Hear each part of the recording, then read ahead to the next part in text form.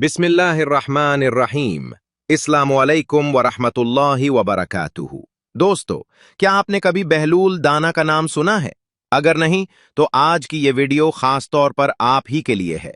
बराह करम वीडियो को आखिर तक जरूर देखें, चैनल को सब्सक्राइब करें और वीडियो को लाइक करना न भूलें।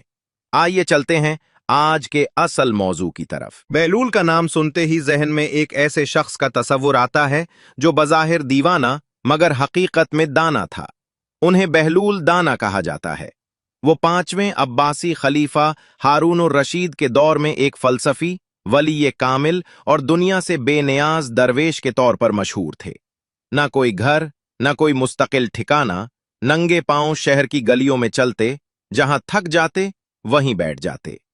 कुछ लोग उन्हें मजजूब कहते थे क्योंकि वो इश्क इलाही में ऐसे डूबे रहते कि दुनिया से बेखबर नजर आते, मगर जब कभी बोलते तो ऐसी बात कहते जो दिल में नक्श हो जाती। बहलूल दाना कौन थे?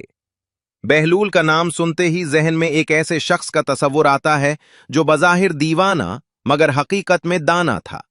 उन्हें बहलूल दाना कहा जाता है। वो 5वें अब्बासी खलीफा हारून और रशीद के दौर में एक फलसफी, वली कामिल और दुनिया से बेनियाज दरवेश के तौर पर मशहूर थे। न कोई घर, न कोई मुस्तकिल ठिकाना, नंगे पांव शहर की गलियों में चलते, जहां थक जाते वहीं बैठ जाते। कुछ लोग उन्हें मजजूब कहते थे क्योंकि वो इश्क इलाही में ऐसे डूबे रहते कि दुनिया से बेखबर नजर आते, मगर जब कभी बोलते तो ऐसी बात कहते जो दिल में नक्श हो जाती। बहलूल का असल नाम वहब बिन उम्र था। आप कूफा में पैदा हुए और अरब कबीले बनु अमान से ताल्लुक रखते थे। आपके वालिद छठे इमाम जाफर उस सादिक के शागिर्द थे और बाद में 7वें इमाम मूसा काजिम की सोहबत भी नसीब हुई।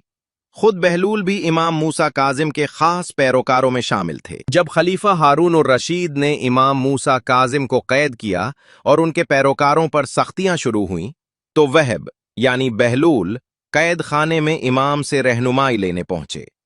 इमाम ने जवाब में सिर्फ एक हर्फ लिखा, जी। हर शख्स ने उस हर्फ को अपने अपने मतलब से समझा। किसी ने जिलावतनी, किसी ने जबल, पहाड़ों में रूपोशी, लेकिन वहब ने उसे जुनून समझा और यूं उन्होंने अपनी शाहाना जिंदगी तर्क कर दी, फटे पुराने कपड़े पहने और गलियों में निकल आए। 188 हिजरी में हारून और रशीद हज के सफर के दौरान कूफा में बहलूल से मिला। ये वाकया इमाम इब्न कसीर ने भी नकल किया है।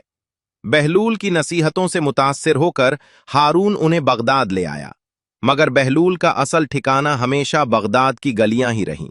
उनका मज़ार भी बगदाद में है और रिवायत है कि इसी मकाम पर गुरु नानक ने भी चिल्ला काटा था। एक दिन बहलूल दरियाए दिजल्ला के किनारे गीली मिट्टी के ढेर बना रहे थे और फिर खुद ही गिरा देते थे। मलका जुबैदा महल की खिड़की से ये मंजर देख रही थीं। पूछा, बहलूल क्या कर रहे हो? बहलूल ने कहा, जन्नत के महल बना रहा हूं। मलका ने पूछा, बीचोगे? कहा, हाँ, 3 दिरहम में।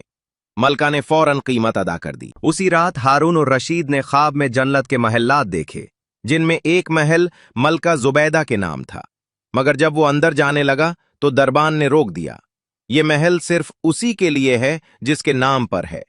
हारून की आंख खुल गई और दिल भर आया। अगले दिन हारून बहलूल के पास पहुंचा। पूछा, एक महल की कीमत? बहलूल ने कहा, तेरी पूरी सल्तनत। हारून हैरान हो गया, कल तो 3 दिरहम थे। बहलूल ने मुस्कुराकर कहा, कल बन देखे सौदा था, आज देखकर आए सरी सकती फरमाते हैं। मैंने बहलूल को कब्रिस्तान में देखा, मिट्टी में लूट पूट हो रहे थे।